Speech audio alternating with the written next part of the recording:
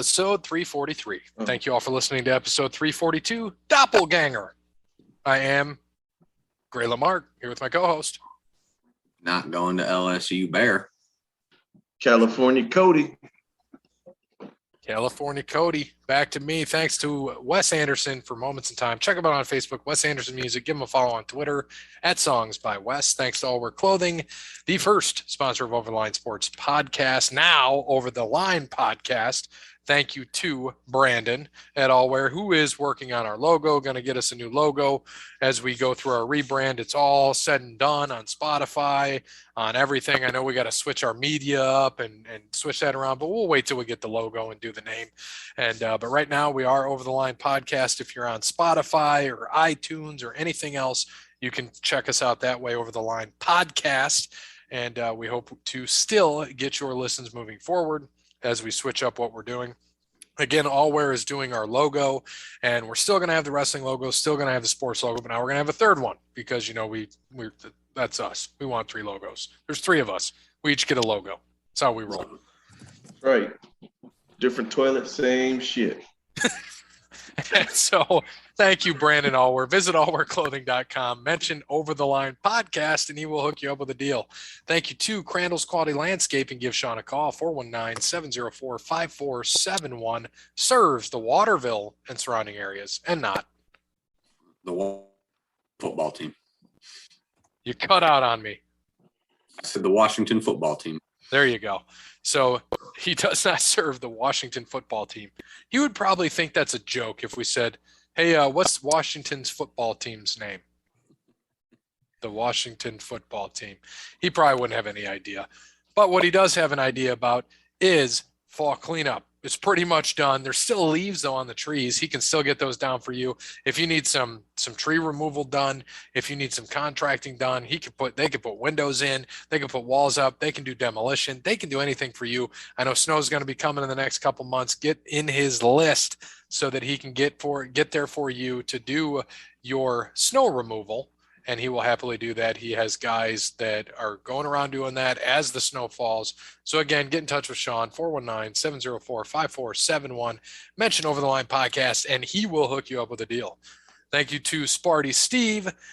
As always, he is our biggest supporter. Spartans had a good weekend, beat Penn State 30-27. Old Sparty finishing 10-2. Mel Tucker better be making that money. Now you know he's going to be getting at that $9.5 million a year. But we'll see. I think he's overpaid. But you beat one team, and here we go. Here's the brakes truck. Shout out to Mel Tucker for getting that bag. Yeah, shout out to him, though. For all black coaches that get stuck with a shitty program rebuild and getting 9 wins. Was it second year, first year? 10 wins, though. Second year. Second year, 10 wins in your second year. And getting $95 million. You know, only overrated NFL washout white head coaches get that type of money in a second year and 10 wins. And Mel Tucker did it. So shout out to Mel Tucker. Money Mel Tucker. Money Mel Tucker. But you know what the beautiful thing is? Mel Tucker is 2-0 against Jim Harbaugh. So fuck you, Jim Harbaugh. That's what also got him $95 million. That's why he got that. That's why he got that money. That's why he got that money. You beat Big Brother. He's 0-2 against Ohio State, gets trucked. What was it? I don't know what the score was this year, but 52-12 last year. But who cares? He beat Michigan. He beat Michigan twice. So that's all that matters. Supposed to be. That's right. Beat Michigan. So that's their biggest rival. It's not Ohio State. So good on you, Mel Tucker. And last but not least.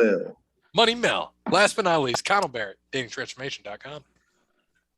You know what to do. Get yourself to Amazon.com. Christmas is coming up. You need to get the book. Dating Sucks, but you don't.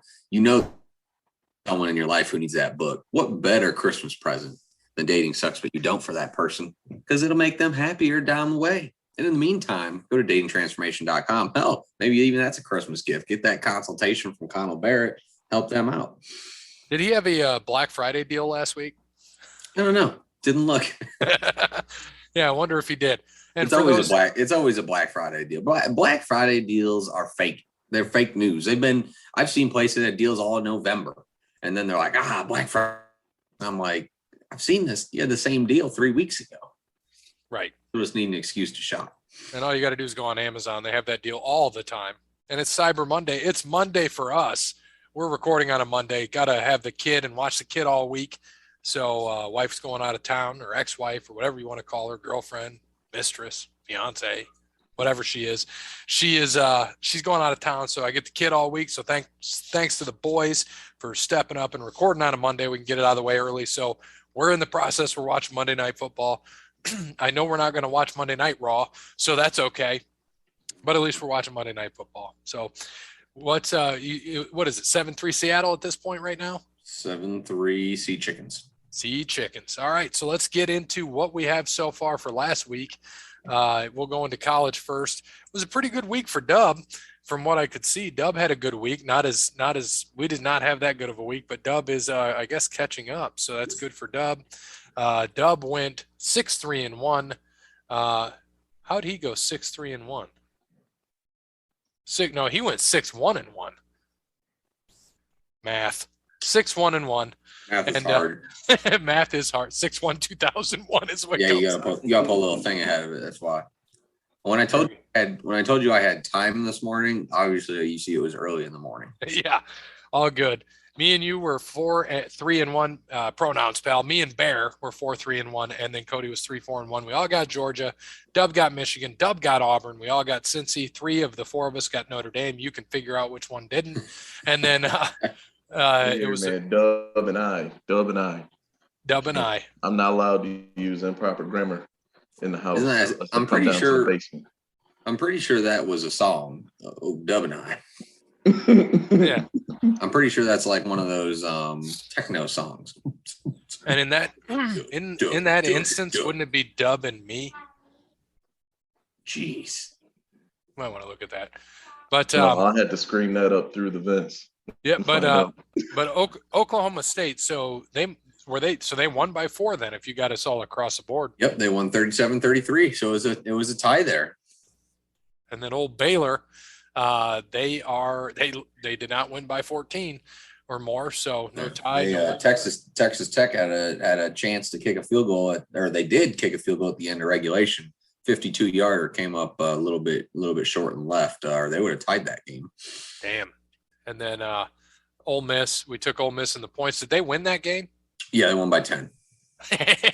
Oh, beautiful. And then so this week it's championship week. So we're going to go take two losses off Dub's record.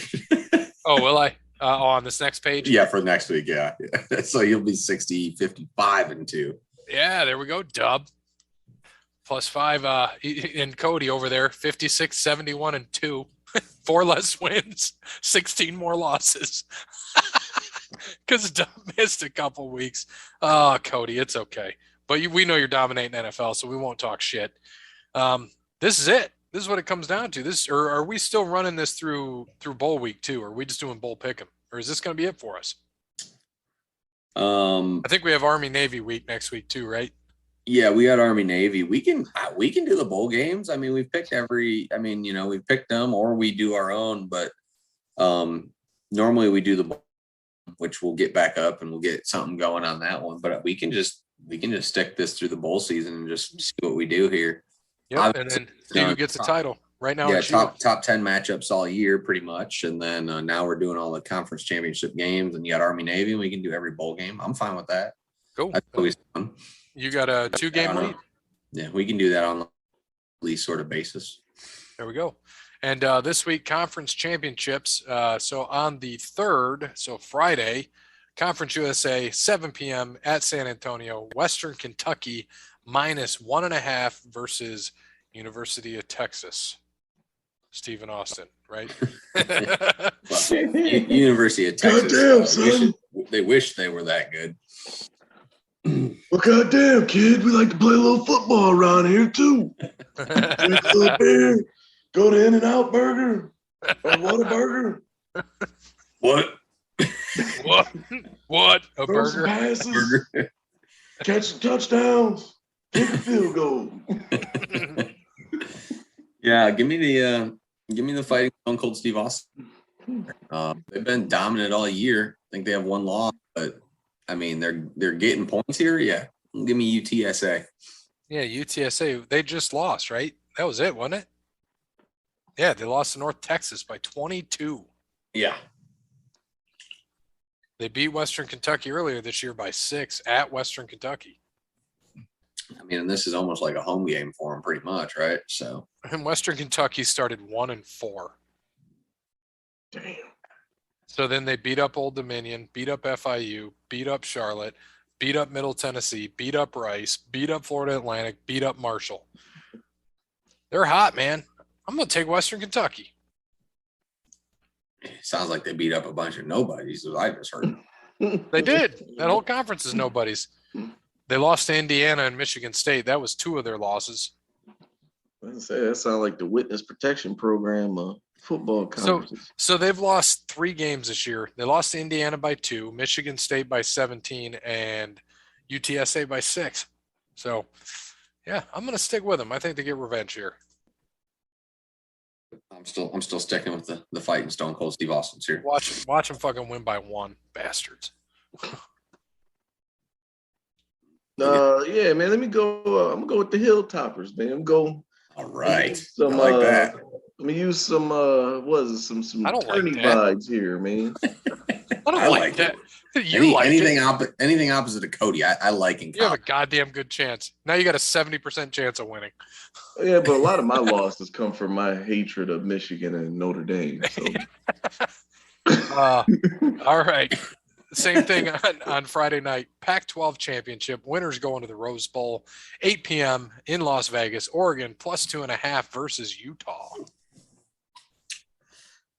I think Oregon's gonna get their revenge here. Neutral field. It's not in the snow. It's not in Utah. I think they are still a little bit beat up, but yeah, I think they're gonna get their revenge here. Straight up, outright. Oregon wins. I'm going to stick with the Utes, man. They handed it to them last time. I think they hand it to them again. I'm going to go with Oregon. This was in 9 Vegas. days ago, wasn't it? Yeah. In Vegas, by the way, just in Vegas, just for the people out there listening in listener land. Yep. Who are you going with? I'm going with Oregon, man. And Mario Cristobal's last game before he leaves for Miami. All right. So me and Bear are 1-1. Cody's 0-2. Perfect. All right. On Saturday, Big 12 championship, 12 p.m. Like you said, if Oklahoma lost, they're out. Guess what? They're out. Baylor +5 against Oklahoma State in Arlington. Yeah, I mean, this is a big game. Oklahoma State. I mean, if they win, they might be in. I mean, you got to think that if Bama loses, they're out. If Oklahoma State wins, I think they have a legitimate shot to jump Notre Dame because Oklahoma State's going to be a conference champion with 1 loss. So I can't see how Notre Dame gets in over them. So I'm going to go Oklahoma State here. I think they're going to beat up on Baylor here. I agree. I think they're going to beat them up. They want to get in that playoff. Then you're going to probably see Georgia, Michigan, Cincinnati, and Oklahoma State. The weirdest playoff that nobody ever thought was going to happen this year. I'm with you, man. You thought 2020 was weird. Nope. 2021 is even worse. But that's going to be tough for Georgia, man. You get OK State first instead that, which is probably the second best team. Well, we don't know yet. I don't want to speak too early. We don't know. Michigan, Cincinnati, that could be a good matchup, but we don't know. They all got to get there first. Like I said, they got to make it there. No matter what, Georgia's in. No matter what. Even if they lose Alabama, Georgia's in. They're in. That's the worst case scenario for everyone is Alabama beats Georgia. Yep. Cody? I like Dave Aranda, man, down at Baylor, man. I'm going with Baylor. Okay. Thank you. We're 2-1. You're 0-3. No, that's not a bad pick. The Mountain West, same day, 3 p.m. in Carson, California. Utah State +6 against San Diego State. Yeah, I'm going San Diego State. Utah State has not been impressive. They're kind of one of those teams that just were blah and came out of the other side, and there has to be a champion to play. I think San Diego State is going to roll them. They have not played this year, have they? I don't think so. I think Utah State's like 7-4. Oof. Oofa. Yeah, they got beat up by Boise. Lost to BYU by 14. Got beat up by Wyoming. Holy shit, they got trucked. All right. Who are the losses? So they lost to Wyoming 9 days ago, 44-17. They lost to BYU by 14. They lost to Boise by 24. So they got 3 losses. Yeah, it's ugly. That is ugly. I'm going San Diego State too. Cody Bryant. Yeah, give me San Diego State, man. Shout out to them, man. I drew a picture of Marshall Falk while he was still at San Diego State, and they got selected for the art show. So I always got love for San Diego State. You still got that artwork? No. Ah, damn. I was hoping we could share it on the Twitter. No, but I'm pretty sure I have my picture of the Undertaker that made it to the art show. Yeah, man. Bring it on the show. Let's see it. Though. I had to dig around for it. Start digging.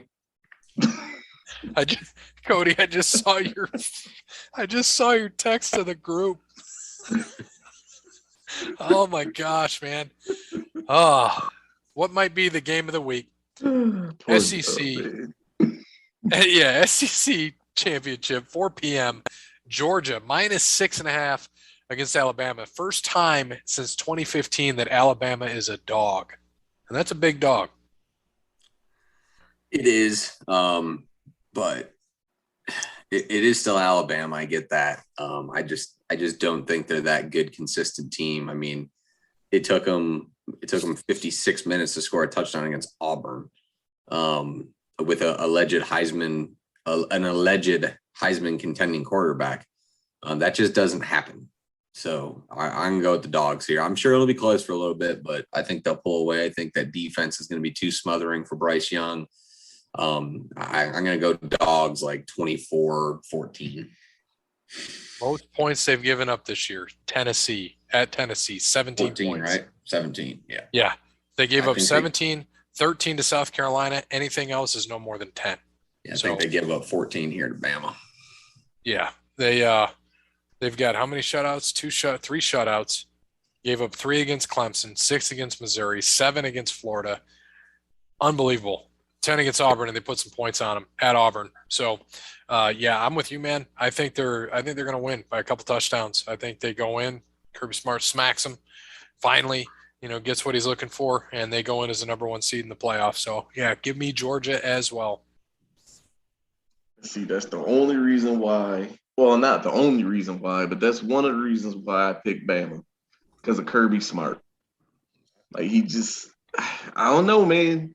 He has this thing, like, he can't really, I don't know, like he can't really win the big one. And Alabama is kind of, just watching them this year, they kind of had this vibe where they kind of play to the level of their competition, like to whoever they're playing. Because watching the Iron Bowl Saturday, it was almost like they didn't really care, to be there. They were kind of playing like, we could beat them whenever we feel like it. It was still, for them, for that game to turn out the way it did, it was still, 10-0, 10-3 with up to, with it like 2 minutes left in the game. So I'm going with Bama. And in all honesty, if Auburn's running back stays in bounds, I don't think it matters anymore. Bama's out. Yeah. Even if they beat Georgia, they'd be done. You don't lose to Auburn, and that's it. But he went out of bounds and gave Alabama that extra minute that they needed, and that's what happened. Yeah. That's what happens when you play Saban. Don't make a mistake. Come back and bite you. Mm-hmm. This should be an interesting one. AAC at 4 p.m. as well. Houston plus 10.5, hasn't lost a game since week 1 versus Cincinnati, who obviously hasn't lost this year. At Cincinnati, it's at Nippert. So it's a home game. It's a home game for Cincinnati. I think Cincinnati wins, but I'm going to take the Cougs here. I think they keep it. I think they keep it tight. I think it's going to be a good game. I think it'll be high scoring, even though Cincy's got a good defense. But I think Cincy will pull it out, and I do honestly think that they'll be in the playoff. They've been that team this year. I think Houston keeps them close. Makes the committee think. Yep, 100% agree. It's the way I was going to. I wouldn't be shocked if Houston comes in and pulls this out. It's the Cincinnati Luke Fickell thing to do, is lose when it really matters. This is the biggest game of his career right here, up until this point. You got to win this game, get in the playoff, and then you can continue to make a name for yourself. He's made it clear he's pretty much not going anywhere. Staying in Cincinnati. You think he's waiting for anything to open up? I mean, if it was going to, it probably would. It was now. Yeah, LSU was open. Now Brian Kelly's there. Oklahoma's open right now. I mean, that's the thing. I mean, Notre Dame is the Luke Fickell dream job. So maybe he's a little bit distracted coming in this week. Yeah, very possible. Cody, what you got, man? You know what, man? I think this might be speaking of Luke Fickell, I think this is the Luke Fickell coming out party. I think, with that Notre Dame job on his mind and the Oklahoma job on his mind, I think he's going to come up. I think he's going to show out. And I think this might be that game where Cincinnati just, blows the doors off of Houston. There might be a couple, maybe, like a garbage TD or field goal or something late, but I'm still going with Cincinnati. There you go. All right. Big Ten championship, 8 p.m. at Indianapolis, of course. Michigan, -10.5 versus Iowa. Oh, This is gonna be a boring awful Big Ten. Drag them out, beat them up for the game. Could be worse. Could have been Wisconsin though. Well, I think Wisconsin has a better chance, honestly, to beat Michigan. No, I mean like watching it. Oh well, that's true. That's true. But yeah, I think Michigan is going to win this game. I think honestly, Iowa is going to keep it tight. I think they're going to slow it down. They got a good defense. Kirk Ferentz is nice and boring. They're going to keep it boring. They're going to know what to do. They're going to play 8 in the box, just like Ohio State should have. Kirk Ferentz is also very good at understanding how to keep games close and at least you keep your team alive. I mean, they were down by, I think, 10 to Nebraska, about to get knocked out of this title game and came back and won. They're a resilient team. I think they're going to keep it closer than what people think. Everyone's going to be on this Michigan hype train. They just blew out Ohio State. It's pretty emotional. I mean, that was probably the best game. It was the best game they played all year, all around. It's hard to do that back-to-back weeks.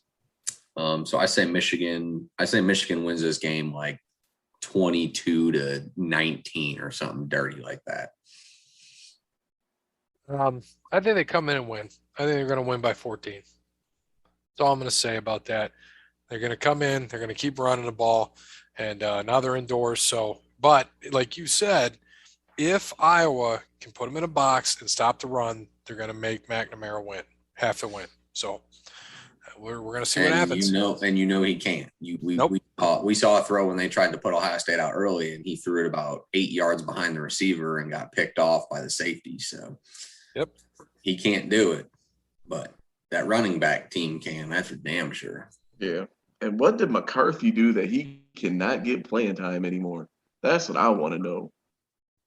I mean, he got like 5 snaps Saturday against Ohio State. And he's the better quarterback, like hands down. He's the better quarterback, and he gets no clock. He probably didn't have a sleepover at Jim Harbaugh's. Right.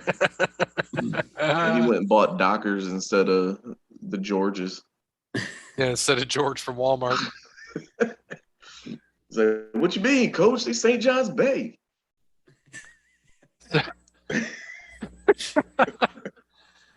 St. John's Bay. Jesus. Look here, son. We buy our khakis from Sears, not JC. From Sears. Yeah, I don't know where you get all this money from buying your khakis from JC Penney, son. But around here, we just don't do that. Man. But I think Michigan's gonna win. It's gonna be an awful watch. It's gonna be an awful game to watch, though. What's the score of that game? 18-13. So Iowa is your pick. Got it.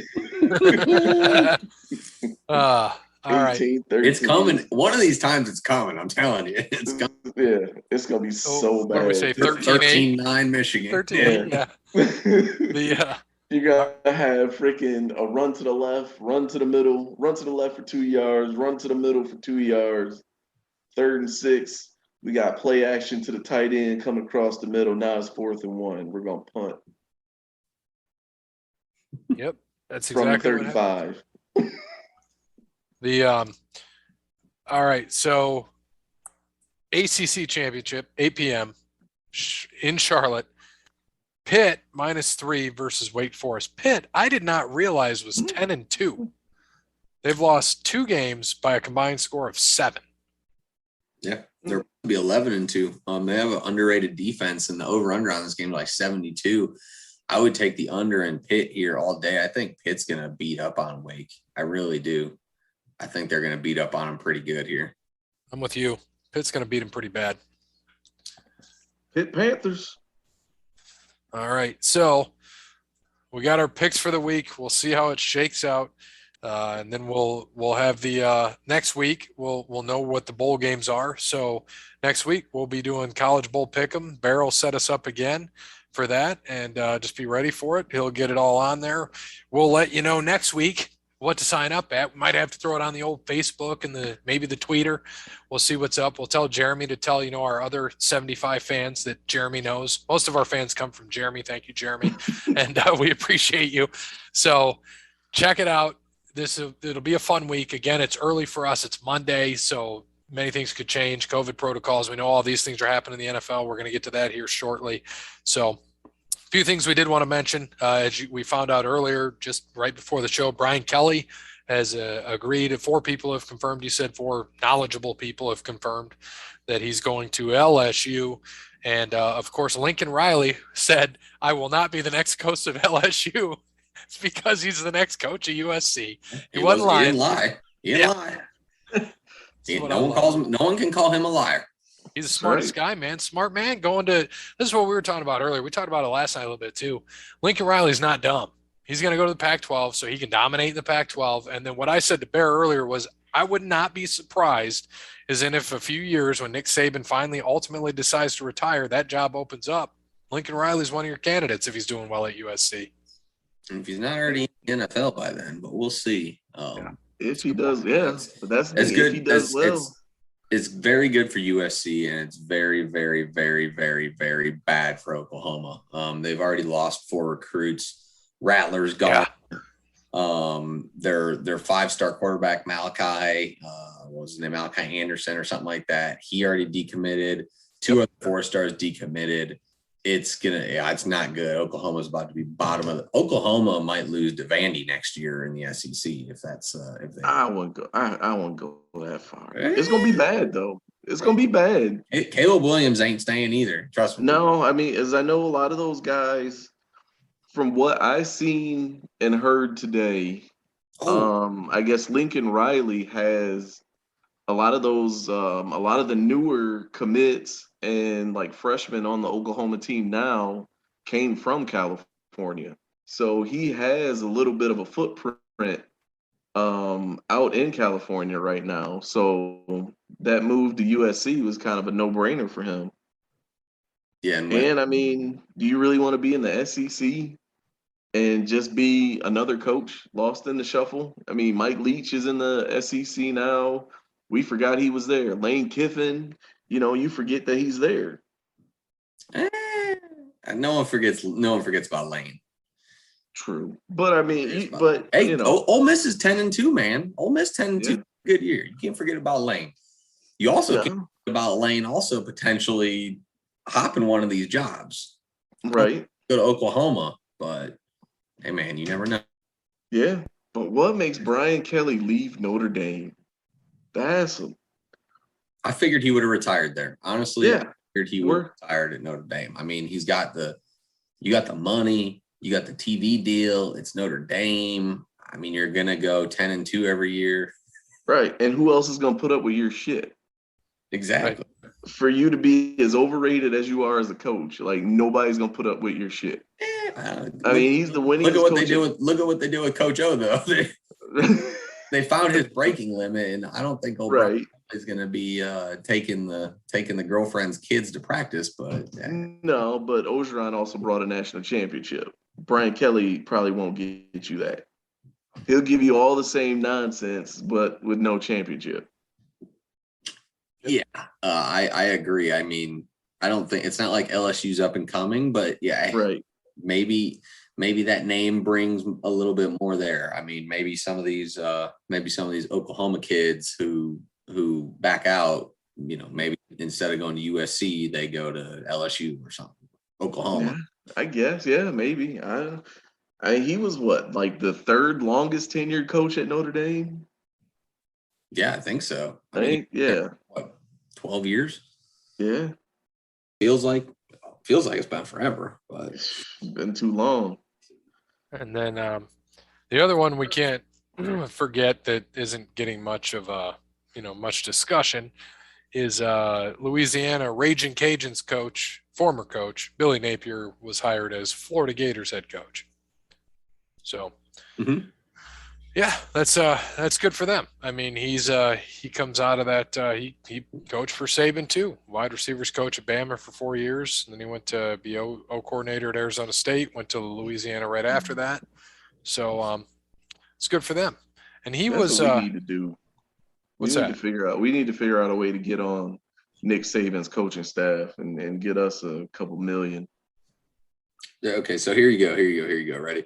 So Brian Kelly's record, he's been at Notre Dame since 2010. Okay. His record is 92-39 at Notre Dame. Dude's only 60 years old, by the way. Just turned 60. Doesn't seem like it. Seems like he's like 80. I was gonna say, you don't look like it. Guess his annual salary. 6.5. Oh no, I'd say at least 12. $1.66 million. Now you want to know why he's leaving for LSU? Well, there you go. I thought Notre Dame because Mel Tucker's like the highest paid coach now, isn't he? Or one of them? One of them. Yeah. Well, Saban, I think Saban's making more. I think Harbaugh is making a little bit more. That's what I'm going to look at. College football coaches. Yeah, Harbaugh got retracted on his. I know for sure. I think Riley got that deal too. But so what Kirby. What did Franklin just get? Didn't he just get an extension too? This was 5 days ago. So number 10 is Ryan Day, $6.6 million a year. Number 9, Kirby Smart, 7.1. Number 8, Jim O. Fisher, 7.5. Dan Mullen, 7.5, gone. Lincoln Riley, 7.6 at Oklahoma, so you know that's probably going to change. Dabo, 8.3. David Shaw at Stanford, 8.9. Oh, I forgot about him. Ed Orgeron, fired. He was at 9. Mel Tucker, 9.5, number 2. Saban, 9.7, number 1. Yeah. Huh. So Mel Tucker, like I said, number 2. Shout out to Mel, man. Shout out to Money Mel. Shout out to Money Mel. And then shout out to David Shaw too, man. 8.9. Yeah. He had that 1 good year at Stanford and got paid. Got paid. They're making a stance, man. Love it. When they brought him in for a rebuild, because he came in after Harbaugh, didn't he? Mm-hmm. Yeah, he came in after Harbaugh and after Andrew Luck left, if I'm not mistaken. Or he got, I think, Luck's senior year or something like that. Huh. And he's managed to keep that program afloat. Shout out to David Shaw, man. My bad, dude. My bad, David Shaw. You the original Bob Vila. I would not have guessed he would be up there in that. Like Nah, me neither. I would not have guessed that. So a few things as we go into the NFL. Wanted to cover a few things. One thing, basketball. I saw this yesterday. Enes Kanter is legally changing his name to Enes Kanter Freedom. Max Scherzer signed with the Mets. 3-year, 37-year-old Max Scherzer. 3 years, $130 million. $43.33 million a year.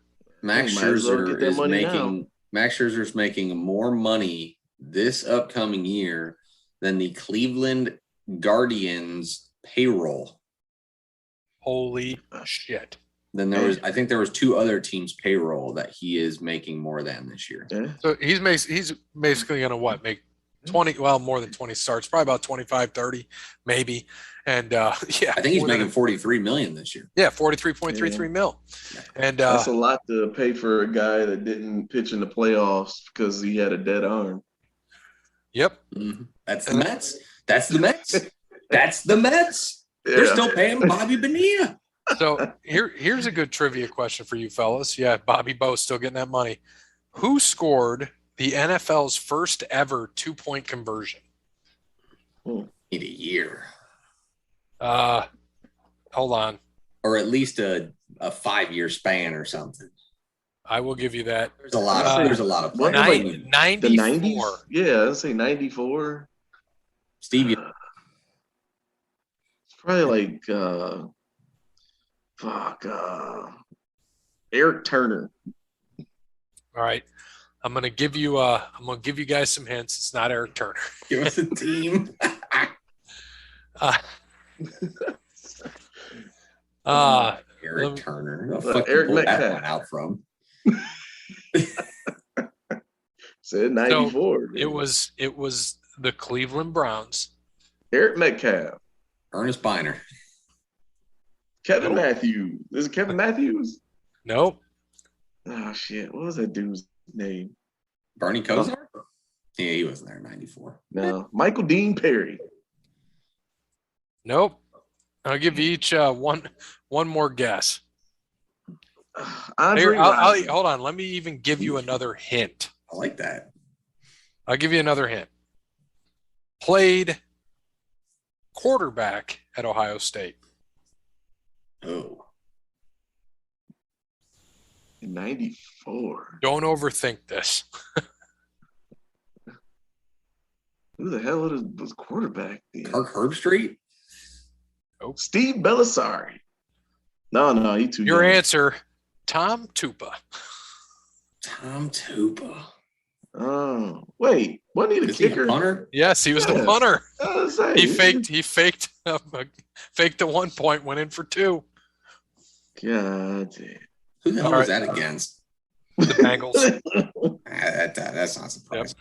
Sounds right. Sounds about right. I want to get your take on this. Jerry Rice has the better resume career, but everybody knows Randy Moss is the best to ever do it. I mean, I can see that. I mean, Jerry Rice played with 2 top 12 quarterbacks of all time, probably. Right. Joe Montana and Steve Young. Yep. Randy Moss didn't play with anybody, and then look what happened when we got with Brady. Yeah. He had until he had Brady, he had over the hill Randall Cunningham, and then like a rookie Dante Culpepper. Mm-hmm. And Culpepper was good for like 2 years, but he wasn't that good. Right. But yeah, when he gets with Tom Brady, that was insane. And they're a miraculous catch away from winning a Super Bowl and going 19-0. So that's how that went. And then a couple other things we got here as we go into the NFL week. So last week, this kind of surprised me. CBS said Thursday last week, Thanksgiving, the Raiders-Cowboys Thanksgiving game was the most watched NFL regular season game on any network since 1990. 38.5 million people watched that game. Yeah, and everyone watched the ref show. That's what they watched. Speaking of that, look who's on my TV. Stupid ass Sean Hockley. Piece of shit. His crew should never be – they should not be allowed to do NFL. I'm telling you right now, I can't remember if I said it on the show or not, but the NFL officiating at some point here in the next 5-ish years, I'll say 5 to 7 years or less, there will be a scandal. Something's going to come out of cheating, of skimming, of something. Guaranteed. You're going to have a Tim Donaghy out here? Oh, 100%. 100%. And if it was a Hockley, I would not be 100% shocked. These refs are deciding football games. I mean, you can't be that bad at your job. The NFL, if they're not in on this, which they may be, needs to step in and start finding these guys. I mean, if you have a bad performance at work, right, you get a couple warnings and then shit starts happening. You get suspended, all this. Maybe you get pay docked, maybe whatever. Why does that not happen to an NFL referee? Yep. Your job is to be accurate. You should only have mistakes that you can make that until it starts affecting your pay, it starts affecting something. I don't know. But I'm telling you, something's going to come out because the officiating this year has been just god awful. Just god awful. Yep. Yeah, don't they wait until the playoffs? Accepted penalties. Are you kidding me? It's ridiculous. Ridiculous. Isn't that how they grade them? Like the worse you are during the season, like you get to do like playoff games. Yeah. Oh no, they dock you playoff game. No, can't do the playoffs. Right. I'm sure you get extra money for that. But they're getting 18. I mean, they're now, it's 17, but they're getting 18 damn games here. I mean, it's ridiculous. Hey, the few more things as we get into as we go back into football. I got to revert back. Corey Seager got 10 years, $325 million with Texas. And the Red Sox officially are buying the Penguins, the Red Sox ownership group. So that is $900 million. I thought I saw. Yeah, they had a valuation of $845 million. So Mario, that's it. But think about this though. Mario Lemieux is gonna make bank. Yeah, what did he buy him for? Probably like 150. He took him out of bankruptcy, and so. God. Yeah, he took him out of bankruptcy with his ownership group and had an agreement, and it was basically nothing. And so he's going to walk out with a shitload of money. Damn. Mm-hmm. Yeah, smart man right there. But, dude, the Pittsburgh Penguins only worth $900 million after going through bankruptcy? Well, yeah, dude, that was insane. That was in 99. And when they went through bankruptcy. That's insane. And they've won, 3 cups? Yeah, here you go. At the time of the bankruptcy filing, I'm going to read this to you. The Penguins owed Mario Lemieux $32.5 million.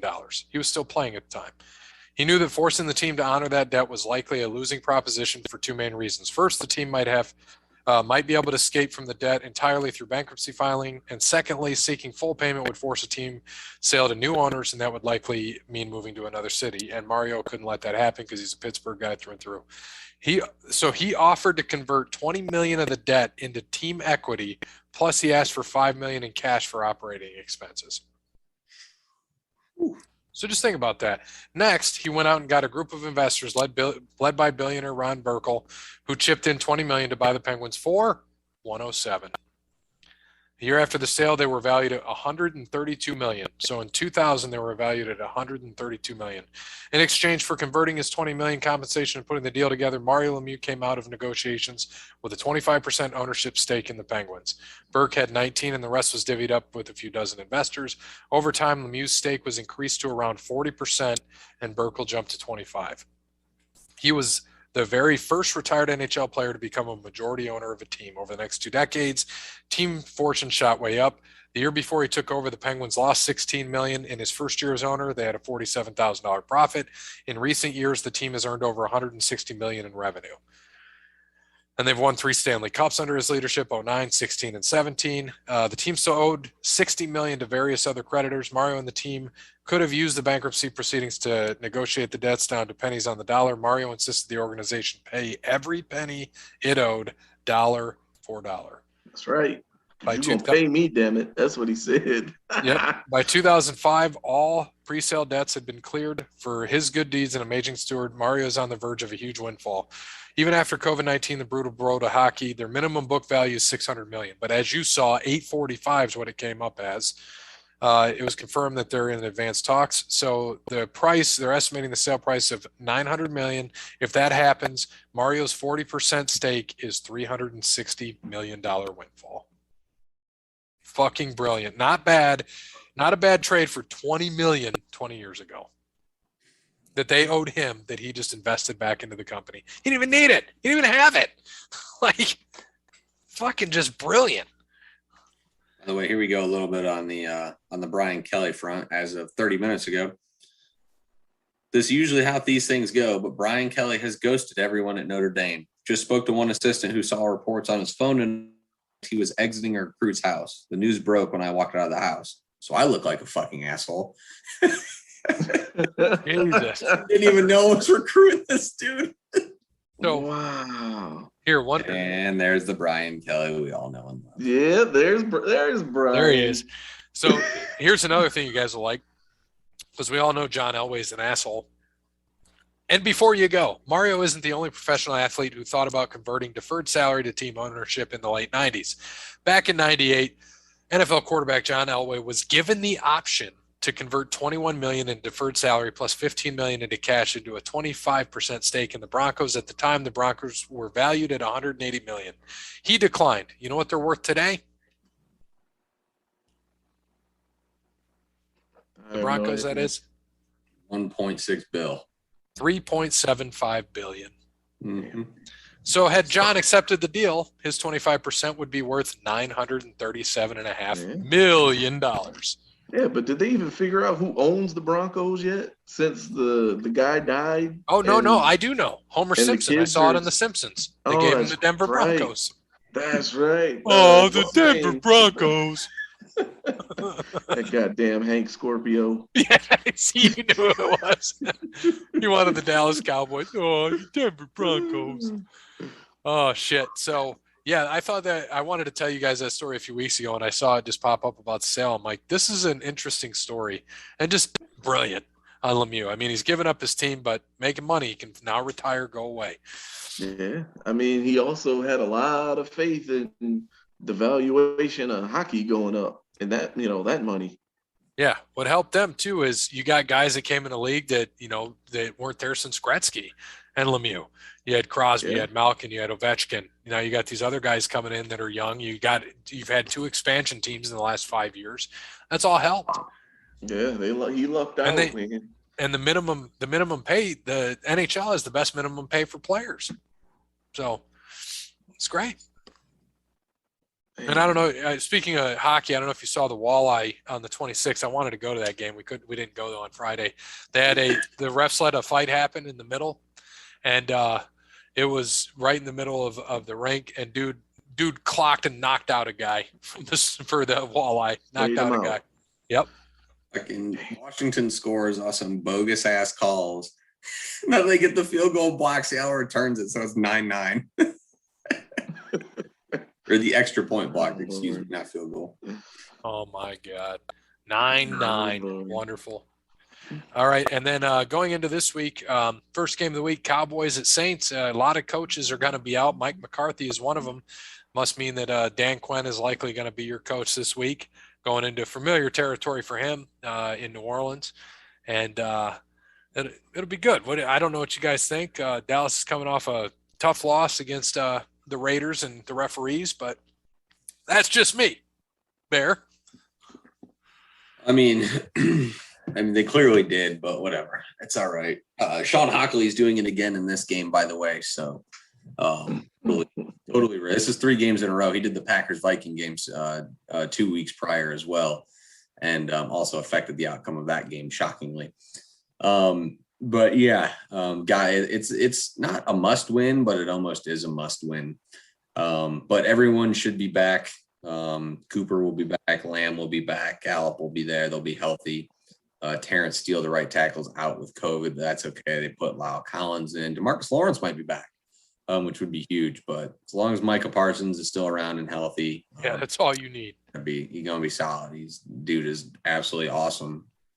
So I'm going to go with the Cowboys here. I think Taysom Hill is going to be the starting quarterback, if I heard correctly, too. So.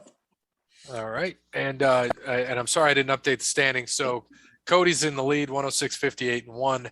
Bear. We haven't done tonight's game, which is why I didn't update him. That's fine. I'm just telling people where we're at. 106-58-1 for Cody, 104-60-1 for Bear, 103-61-1 for me, 89-75-1 for Dub. And that is before tonight's game. And just to refresh everybody's memory, me and Bear took the Sea Chickens, and Dub and Cody took the football team. So we'll see what happens. And I'm also going to take the Cowboys. I agree with you. Not really a must win. Thankfully, the Giants kind of helped us out and beat the Eagles. And, we'll see what happens tonight with Seattle and Washington. But right now, Dallas has a 2.5 game lead. So play the Saints, and then they get more into division play. So go Cowboys. Hopefully Parsons fucks up Taysom Hill. He'll do that on his own. Them paper mache knees he got. What do you got, Cody? Give me the Cowboys. All right. Game number 2. I think we're going across the board here. Bucks and at Falcons. Yeah. Good Colts for Tampa. Good win. Good gritty win there. But yeah, they should beat up on Atlanta. Arizona at Chicago. Another one across the board. And Kyler Murray and DeAndre Hopkins both should be back coming off a bye week. So they coming back? Yeah, give me the Cardinals. Same. Next one, Chargers at Bengals. Big win for the Bengals. 3 in a row against Pittsburgh now. Yeah. They absolutely dominated that old fat man, which is always nice to see. But man, I don't know. This is going to be a good one, I think. It seems like every time the Bengals have had a big win, they've had a big letdown. And the Chargers just had a big letdown, so they're probably due for a big win. So it's going to be a fun one, though. Herbert and Burrow. Yeah, can you say shootout? Give me Herbert. All right, I'm going Bengals on this one. So it's up to you, Cody. Man, no, these are like two of the biggest what the hell teams this year. It's like they play like they can go make a deep run in the playoffs, and then like you said, Bear, it's a big letdown. Man, dude. I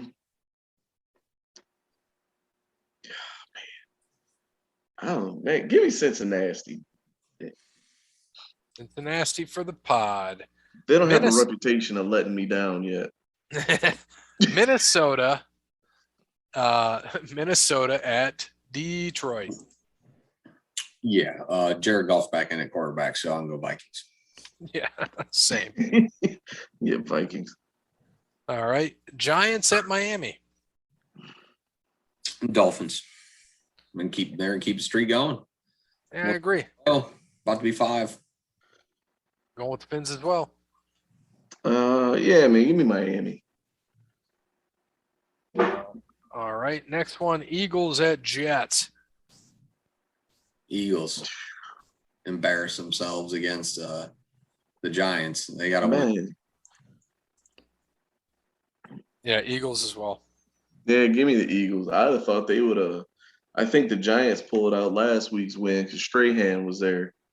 I think they might have been afraid of him. Jalen Hurts threw 3 picks and they had about 6 drops. It's embarrassing. Don't even target Devonta Smith. Yeah, makes a lot of sense. That's the Eagles for you. All right, Indy at Houston.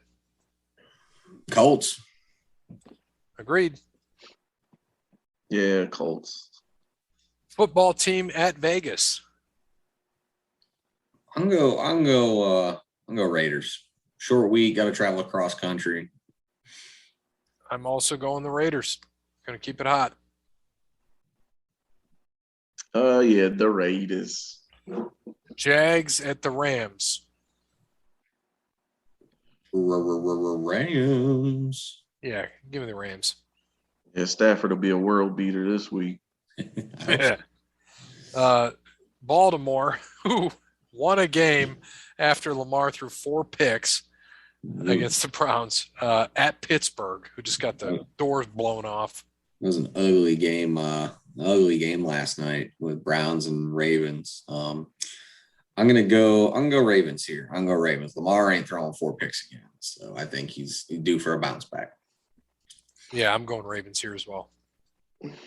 Yeah, Ravens, man. I fell asleep towards the end of the first half, and I woke up. I thought I was watching a replay of the first half with all the damn interceptions. It was so brutal. Yep. Niners at Sea Chickens. Niners have been hot, man. Debo out though makes me a little nervous. So I'm going to go with Seattle again. Pending any major injury tonight, I'm going to go with Seattle. Subject to change. I'm going Niners. Yeah, give me Niners because Seahawks don't look too good right now. Denver at Kansas City. Chiefs. Chiefs. Don't know what to think of Denver.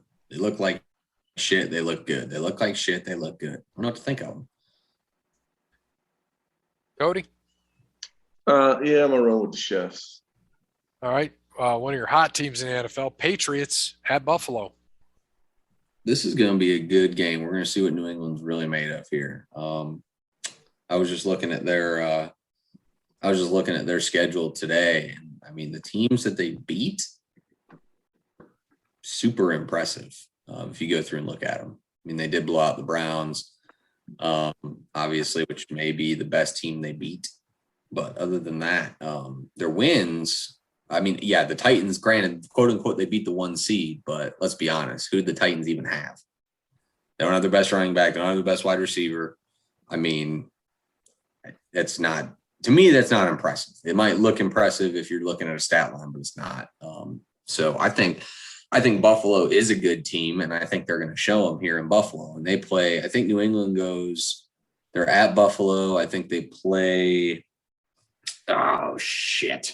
Let me look really quick. Sorry. I got it. They're at Buffalo, at the Colts, home to Buffalo Buffalo again. and then home to the Jags, right? at Dolphins. Home to the Jags, then at Dolphins.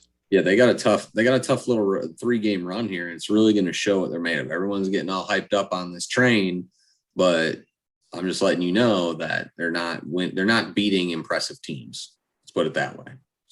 They're not out here beating the Chiefs. They're not out here. I mean, shit, they lost to the Cowboys. It stink. So yeah, I'm gonna go Buffalo. I think Josh Allen's gonna put it to New England here. Josh Allen just pisses me off because he's on both of my fantasy teams. He's either way hot. 26 points. Yeah, this week. Well, in my other league, I scored 170 and I left three. My team's just too stacked. I had 3 guys on the bench that scored, I think, a total of 70. Just insane. You know, I'm second in our league behind Dan, but I beat him. So if he can lose a matchup, that would be great, and I can take over the number 1 seed again. But yeah, it was. I'm kind of stuck on this one. I've been going back and forth. I want to say the Bills, but Patriots last 4 games. Granted, like you said, they played the Titans without some people, the Browns, the Falcons, whatever, and the Panthers, who are garbage. But they gave up 6, 7, 0, and 13. So defense is looking a little better. I'm gonna go with Patriots, man. Yeah, Patriots for me too. God damn it. Well, that's the one you want. Cody well. Yeah, and that's our Monday Night Football game too. So, yeah, I was going to tell you just fantasy football. So the team here, here's my team, Bear. Allen, Fournette, James Robinson, Cooper Kupp. This is who I had in this week. Chase Claypool, Noah Fant, Saquon Barkley, who I, by the way, picked up on waivers this week. Unbelievable. Nick Folk and the Bucs defense. On my bench, I have Gaskin, who had 19, Kamara, who was out, but he would be a starter, Cooper, who was out, Julio Jones, who's trash this year, Jalen Waddle, who went off, and Gronk, who I picked off waivers as well from my ex-wife. Yeah, he had 19, Waddle had 28, Gaskin had 19. And I still right now have I won. I had 158. Fournette went off. That helped. Yeah. Yes, he did. Four tutties for old playoff Lenny. It's not the playoff yet, though. Yep. And then Kamara, coming back. I think he'll be back this week, won't he? Yeah, they're saying he should be. Okay. We'll see how that goes. I saw a thing. I don't think it was Chad Johnson, but I cracked up at this. I met a woman outside the mall crying. She said she lost $200, and I gave her 40 out of the 200 that I found. When God blesses you, it's imperative that you bless others. I lost my goddamn mind when I read that. That's an oldie buddy. That's like an oldie dad joke right there. Yeah. Yeah. But this one's good too. It's an incomplete fracture from Sam Darnold. This man can't even complete a fracture. Sadly, Yeah, I did. Oh, just shit like that. Unbelievable.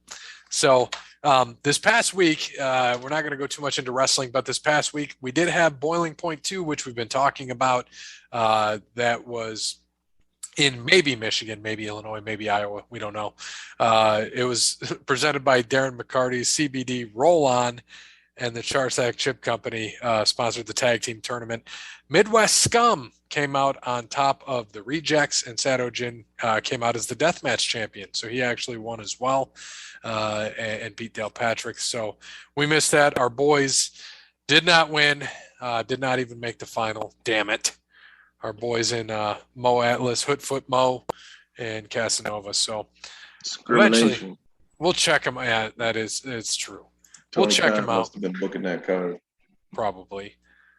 We'll check him out. Hopefully in January we might be able to get to an event. We'll see. But that just happened this weekend, and we have new tag champions, the inaugural tag team champions, and a new deathmatch champion. So really cool to see. Sounds like it was a great event. After I talked to Peapod, they sold out day of. They did sell out the event. They're going to be having January's event at the same place in maybe Michigan. So maybe this podcast will make it to the event. We will see. Maybe. All right, let's get into some trivia. Bear, do you have the updated standings? Yeah, updated standings for trivia with a month ago, by the way, Gray with 207, Cody with 155, myself at 180, Parrot at 61, Peapod at 12, Wes Anderson at 2, and Shiv at 0. And they did just confirm that Dan Quinn is coaching on Thursday for Dallas. Yeah. I was hoping it was going to be Kellen Moore, but I like Dan Quinn. Okay. He knows the Saints. He coached in Atlanta for a little bit. I'm hoping Kellen Moore doesn't have COVID. That's what worries me. Yeah. All right. Sort of a silly, strange question this week. In this past NFL draft, Trevor Lawrence and Trey Lance were two quarterbacks selected in the first round with the same initials, TL. During the Super Bowl era, what is the only other pair of quarterbacks with the same initials who were selected in the first round the same year? Both were top 5 picks, and one is still active. 5 points if anybody can solve this tricky one. If anybody wants another hint, I will give you the year this draft occurred, and then you will get 2 points for the correct answer. Trevor Lawrence. So you're looking for a year that 2 quarterbacks were drafted in the top 5 that have the same initials. I was going to go Tom Brady and Terry Bradshaw, but Tom Brady was not a first-round pick. Both were top 5 picks, and one is still active. That's the key there. One is still active. Man.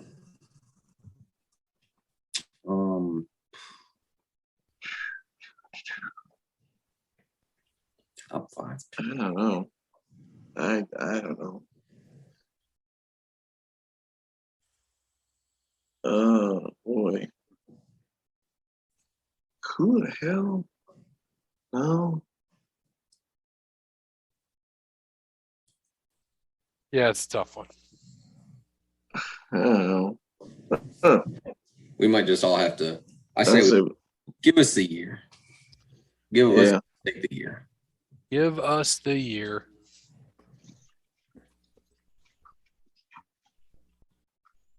You should have just gave us the year anyway. I agree. Jerk. Damn, man.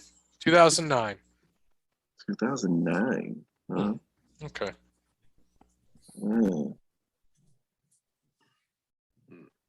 I still don't really. That helped me a little bit. I'm in. 2009 was the year I graduated.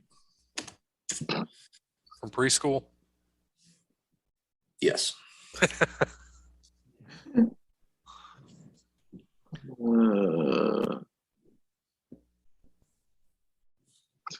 2009. One is still active. Fuck. Huh.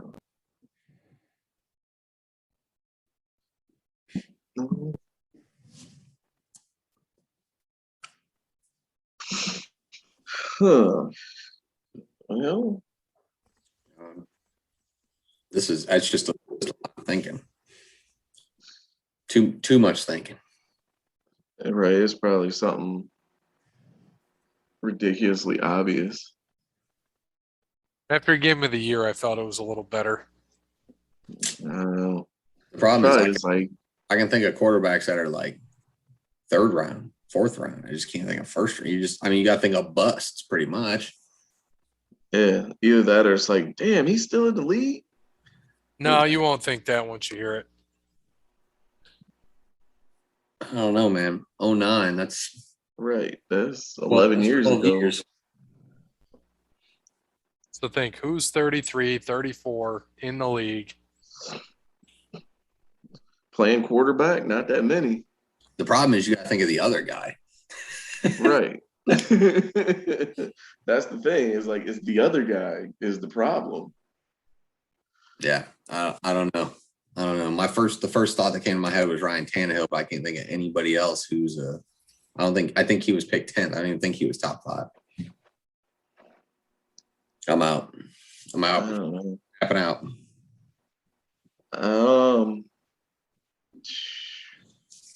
Shit, yeah, I don't know. Okay. I don't know. I was like, I thought Geno Smith, but I'm thinking like who? I don't know. Are you I tapping know out? He second. came before that. Yeah, You tapping out? tapping out. All right, then I'll just delete my thing. Matt Stafford and old butt fumble himself.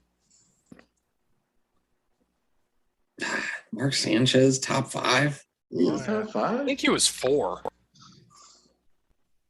Damn. Yeah.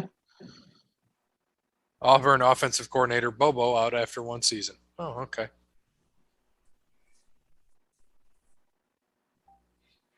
I did not think you guys would come up with that. I know Stafford was 1. 4. I thought I'm pretty sure he does a pretty good job in the broadcast booth, by the way.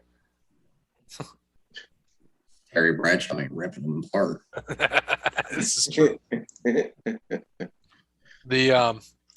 So got some fun. He was 5th, is what Jeremy just told us. He was 5th.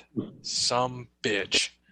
So this is a good one for sports. Get ready. Make sure you check out this episode, a new episode coming out on Sunday, as Over the Line podcast starts a revamp. We were going to do songs that we can't believe were released when they were released, but we changed our minds since yesterday, 2 days from now, yesterday when you're listening to this, was the first episode of the 15th season of Always Sunny in Philadelphia. We were going to pay some homage to one of our favorite shows, and we're going to be watching Charlie work and doing we're going to be doing a watch along and commenting on Charlie work as we go. So looking forward to that. We're probably going to do that some more in the future with some other shows, probably Always Sunny and maybe a few others. We'll see. And but Jeremy just reminded me we have to do wrestling trivia, so we got to do that too. Forgot about the old wrestling trivia, but still be sure to check out episode 344 on Sunday. I'm going to go back and share the screen again. And then he said, congrats to Jim Harbaugh. Looks like his demise was a bit premature. Who would have believed after last season's debacle he'd have the team in the college football playoff season? It's not over yet, Jeremy. This will bring back good memories for wrestling. Yeah, he ain't there yet. 2003, Tori Wilson, Bears, that was your first wife, right? Tori Wilson's father was proudly married in a very emotional episode of SmackDown. Name the father's name along with who he married. It's so fucking easy.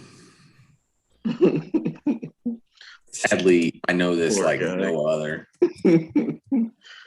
Sadly, I remember this. Yeah. This is my wheelhouse right here.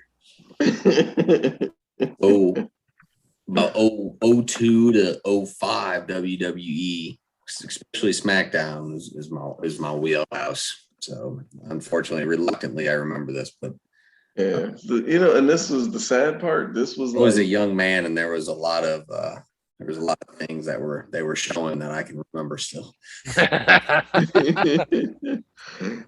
This like started the demise of WWE too.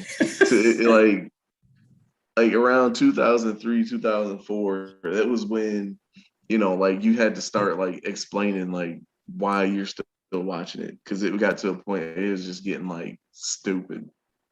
I was 12 or 13 at the time, so I had excuses to still watch it. Oh yeah, see now I had just graduated College. So yeah. For the retirement home. Right. You guys ready? Yeah. Yep. All right, 3, 2, 1, and go. Mhm. All right, we all get it. So yeah. I like how he said, ask him why this one's gonna bring back good memories, because I want to know. I was gonna say memories for ask who? him that. Why does this bring back good memories? Did Jeremy find his spank bank on his old computer, man? On Don Marie there. oh man. God damn, Cody. Hey, Cody's the one that just said it. I was thinking it.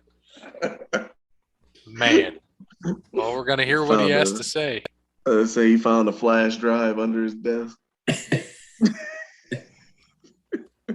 No, it was a floppy disk. Oh.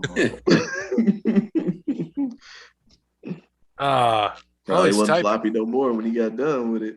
Oh my God. We're trying to rebrand here, man. We're trying to be more family friendly.